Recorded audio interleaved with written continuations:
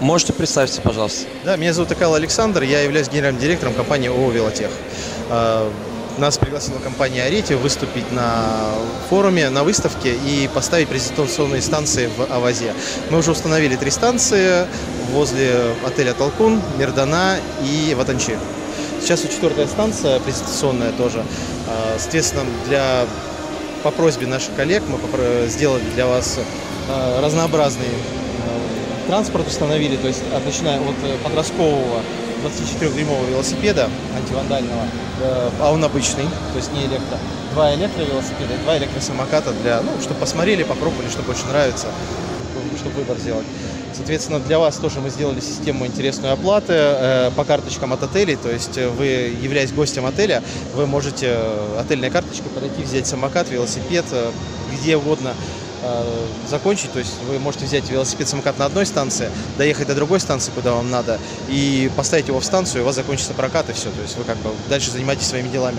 Вы шли обратно, вам нужно обратно доехать, взяли любой другой велосипед-самокат, обратно доехали, поставили, то есть это такая инфраструктурная особенность больших городов, как раз таки в Авазе, с тем, что это является эко-городом, эко-территорией, где нет транспорта, кроме такси, либо там специальных пропусков, людям сложно там ходить.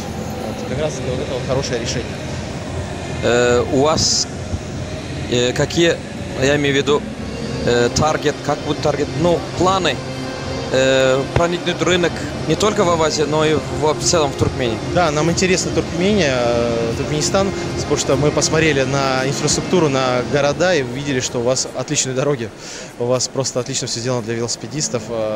Уважаемый президент активно продвигает велосипедное движение, и видно, что города изначально строились для удобства пешеходов и велосипедистов. Это главная особенность, которая нам необходима, потому что если на велосипеде кататься некомфортно, им никто на нем кататься не будет. А с тем, что мы покатались по Авазе, мы уже протестировали, могу сказать, что одно удовольствие. А это, как вы сказали, карточкам, прокат можно по карте оплату делать.